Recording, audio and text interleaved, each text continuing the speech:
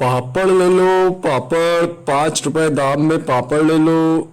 भोला पापड़ लिए बैठा था, पर उसके पास कोई ग्राहक नहीं आ रहा था। तभी भोला पापड़ से भरा टोकरा लिए आगे जाने लगता है। आज तो सवेरे से एक भी पापड़ नहीं बिका मेरा।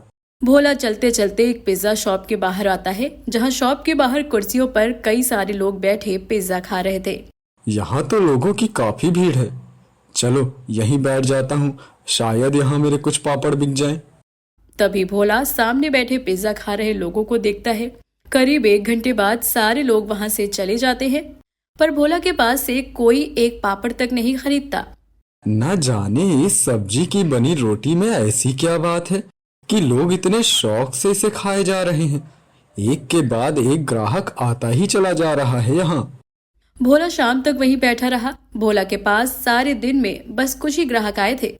रात का समय भोला उसी गांव में अपने छोटे से घर में आता है, जहां घर में उसकी पत्नी मालती और 2 बच्चे मोहित और रिया थे। मालती, तुम्हें पता है अपने गांव में वो चौराहे पर जो बड़ा सा दुकान है, उस दुकान पर न जाने सब्जी की तरह एक रोटी मिलती है। लोग उस दुकान से उस सब्जी की रोटी इतनी खरीद कर खा रहे थे ना कि मैं बता ही नहीं सकता। पल भर में ही उस दुकान वाले की कमाई हजारों में हो गई। न जाने क्या था उस रोटी में ऐसा खास, जिसे खाने के लिए लोगों की ऐसी भीड़ जमा हो गई थी वहां। पिताजी, वो नाके पर जो नई दुकान खुली है, आप उसी की बात कर रहे हो क्या? हाँ हाँ, वही तो, वो पिज्जा शॉप है पिताजी। वही पिज्जा लाने के लिए तो हम आपको कब से कह रहे हैं। उस दुकान पर शहरी पिज्जा मिलता है, शहर में बहुत खाते हैं लोग उसे। अच्छा, तभी तो मैं सोचूं उस आदमी के पास इतने सारे ग्राहक कैसे आ रहे थे। पिताजी, मुझे भी वो पिज्जा खाना है। हमने कभी पिज्जा नहीं खाया है। हाँ, हम कल ले आएंगे। भोला गांव में रोज पापड़ बेचने का काम करता था। उसकी कमाई बहुत कम होती थी। अगले दिन सवेरे भोला अपने बच्चों को लेकर उस पिज्जा शॉप पर आता है। भोला के पास केवल 30 रुपए ही थे। तभी भोला पिज्जा शॉप के मालिक को 30 रुपए देता है। भाई साहब, मुझे 30 रुपए का पिज्जा दीजिए। ओ भाई, पिज्जा 30 रुपए का नहीं, 250 रुपए से स्टार्ट है। इतने कम दाम में नहीं आता पिज्जा। क्या, इतना कीमती? अरे भाई, 30 रुपए में थोड़ा सा तोड़ कर दे दीजिए ना मुझे पिज्जा। बच्चे बहुत जिद कर रहे हैं पिज्जा खाने की। अरे पागल है क्या? सब्जी पाला लेने आया है जो थोड़ा सा दे दूं? ये पिज्जा है पिज्जा, ये थोड़ा नहीं पूरा मिलता है। अगर लेना है तो 250 रुपए दो और पूरा पिज्जा लेकर जाओ। अरे अजीब जबरदस्ती है। अब हमारे पास जितने पैसे हैं, हम उतने पैसों का ही पिज्जा ले पाएंगे ना। देख, सवेरे सवेरे दिमाग का दही मत कर।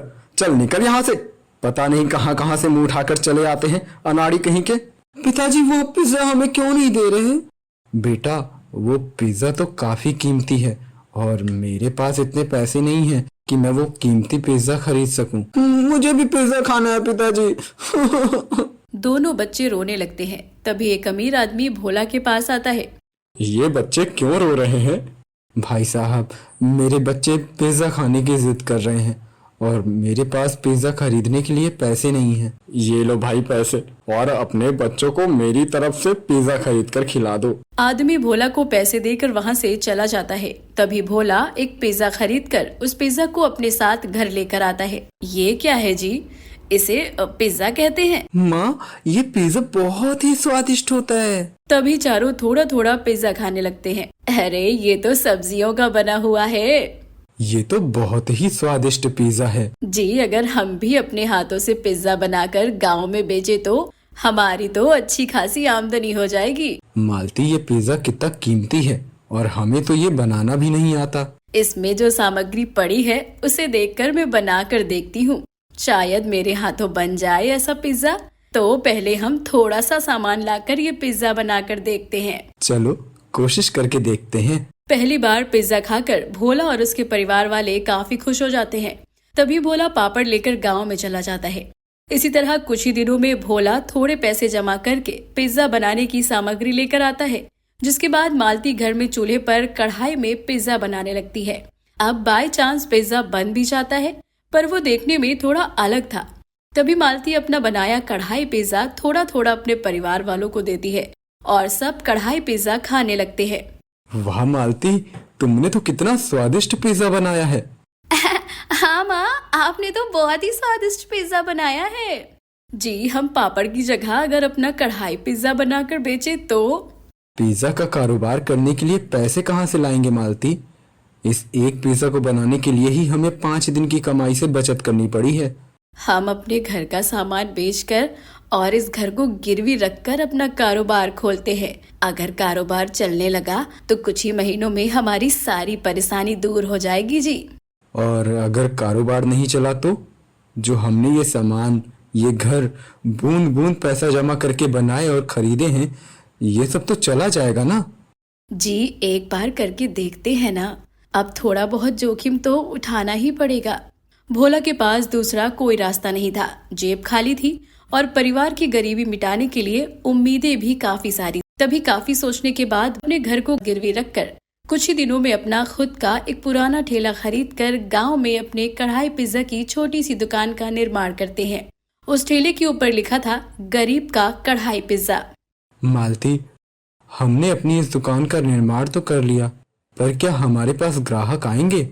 बिल्कुल आएंगे। मेरी माँ हमेशा कहती थी कि बेटा, जीवन में कमाई चाहे 1 रुपए हो या 1000, मोल पैसे का नहीं, काम का और मेहनत का होता है।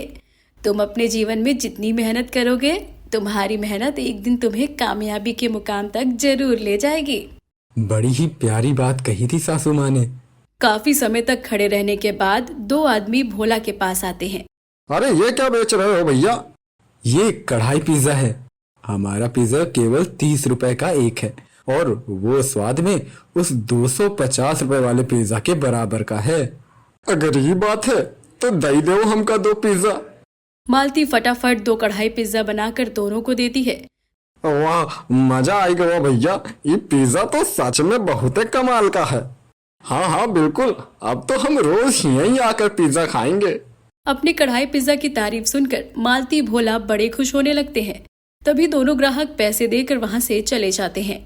मालती, हमारा ये कढ़ाई पिज्जा तो लोगों को कितना पसंद आ रहा है।